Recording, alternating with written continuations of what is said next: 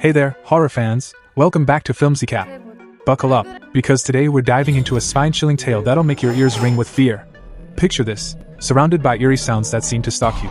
And lurking in the shadows? A demonic spirit that hunts humans with its terrifying noises. Why does this sinister sound echo through the walls? That's the heart-pounding mystery we're unraveling today, so let's jump straight into the horror. Our story kicks off with Ju-hee, a young woman who works at a company and lives in a nearby apartment. But something's off. For weeks, Ju-hee's been hearing strange noises in her place, unsettling sounds she can't explain. These noises are especially disturbing. Desperate for answers, she sets up a camera in her apartment. What she finds in the footage? Pure nightmare fuel. The recording captures an eerie breathing sound, definitely not human. It's enough to make your skin crawl. One night, while Ju-hee's puzzling over this, her landline rings. She turns the camera toward the balcony and rushes to answer, but there's no one on the other end, just silence. Meanwhile, the camera catches shadowy figures moving on the balcony. Ju-hee doesn't notice, but the tension's building. Suddenly, the power cuts out. Armed with just her camera, Ju-hee starts exploring her dark apartment. Then, a loud, guttural voice echoes from behind her. She freezes, terrified, and in the blink of an eye, she vanishes. Fast forward a few days, and Ju-hee's coworkers are worried. She hasn't shown up to work in 4 days. They call her sister, Jeon, who's shocked to hear this. Jeon deaf and depends on her hearing aid, so her disappearance is even more alarming. Ju-hee rushes to Ju-hee's apartment and finds it in chaos. Furniture overturned, stuff scattered everywhere. Something's seriously wrong. As she searches Ju-hee's room, Ju-hee tries calling her sister's phone, but it's switched off. Then, memories flood back of a recent fight between the sisters. Ju-hee had been complaining about noises from the ceiling, driving her crazy. Ju-hee, who is deaf, Ju-hee heard the noise, but Ju-hee couldn't because her hearing aid wasn't picking them up. They'd argued, with Ju-hee banging on the ceiling with a broom, begging the noise to stop. While digging through Ju-hee's things, Ju-hee finds her sister's dead phone. As she searches for a charger, she spots something chilling, a blackened, burnt mark on the floor. Then, a strange sound hums from the walls. Before she can process it, the landline rings. A voice on the other end demands she open the door. Heart pounding, Ju-hee opens it to find an angry neighbor, the guy living below Ju-hee's apartment. He's furious, claiming Ju-hee's making too much noise. But she's baffled, she hasn't made a sound since arriving. She brushes him off, but as she closes the door, she catches a glimpse of a shadowy girl nearby. Shaking it off, Ju-hee focuses on unlocking Ju-hee's phone. As Ju-hee tries to crack the phone's password, memories of their parents' tragic deaths surface. Ju-hee had been devastated, and Ju-hee feels the weight of their bond. Desperate to find her sister, Ju-hee visits the building's security guard the next day. He's clueless about Ju-hee's disappearance but hints that something's dangerously wrong with her apartment. Before he can elaborate, a woman interrupts, claiming she's hearing weird noises from the basement. The guard, Ju-hee, and the woman head to the basement, which hasn't been opened in a decade. It's a dark, foul-smelling place where people dump trash. The guard insists no one could be down there making noise, it's impossible. But the society's chairwoman storms in, dismissing the woman's claims as drama, and kicking her out. That evening, Jeon finds a threatening note on Ju-hee's door from the neighbor, warning her to stop making noise, or else. Ignoring it, she cleans the apartment and stumbles across a gift Ju-hee had planned to give her for her birthday, a new, advanced hearing aid with a recorded birthday message. Overwhelmed with emotion, Ju-hee tries her birthday as the phone's password, and it works. Ju-hee's love for her sister shines through, despite their fights.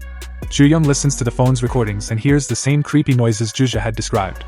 But here's the kicker, the sounds seem to come from the walls, not the hearing aid. Freaked out, Ju-hee heads to the bathroom. As she steps out, she hears Ju-hee's voice begging her to open the door. But Ju-hee's apartment uses a passcode lock. Why would she need the door opened? A piercing, demonic sound erupts, sending pain shooting through Ju-hee's ears. She collapses, only to wake up. It was a nightmare. Outside, Ju-hee runs into Ki-hoon, Ju-hee's boyfriend, who's arguing with a neighbor about another missing girl in the building. Ki-hoon's distraught over Ju-hee's disappearance, and teams up with Ju-hee to find her. That night, they get a call from an emergency service worker who reveals something chilling. Ju-hee had been reporting a terrifying presence in her apartment. Even worse, a woman had committed suicide in the building a week before Ju-hee moved in. Ju-hee's blood runs cold. Could the spirit of this woman be haunting the building, targeting Ju-hee? Back at the apartment, another threatening note from the neighbor awaits, accusing them of making noise. That night, the neighbor bangs on the door, furious. Ki-hoon steps in, calming the situation, but the neighbor's rage is unhinged. He's carrying a weapon, ready to attack. Something sinister is stirring in this building, and it's getting dangerous. The next day, Jeon spots a kid watching her while she puts up missing posters for Ju-hee. When she approaches, he vanishes. A woman warns her to be careful. People who die in this building leave behind dangerous energy. Later, while washing her hands, Jeon hears Ju-hee's voice coming from the water. She checks the pipes, but finds nothing. That night, she dreams Ju-hee walks into the apartment, only to vanish again. In the dream, Ju-young sees Ju-hee hanging from the ceiling, a horrifying vision that jolts her awake. Then terror strikes. Ju-young sees a shadowy figure on the balcony and a demonic hand reaching out. The neighbor bangs on the door again, distracting her. When she checks the balcony with a knife, it's empty. But downstairs, the neighbor goes berserk, screaming, before a demonic spirit attacks him. He falls from the 5th floor and dies. The next day, Ju-young tells the detective about the neighbor's threats, but the chairwoman interrupts, accusing Ju-young of stirring up drama to ruin her election campaign. Ju-young meets Shin, a woman living in apartment 804 with her young daughter. But as they talk, a bombshell drops.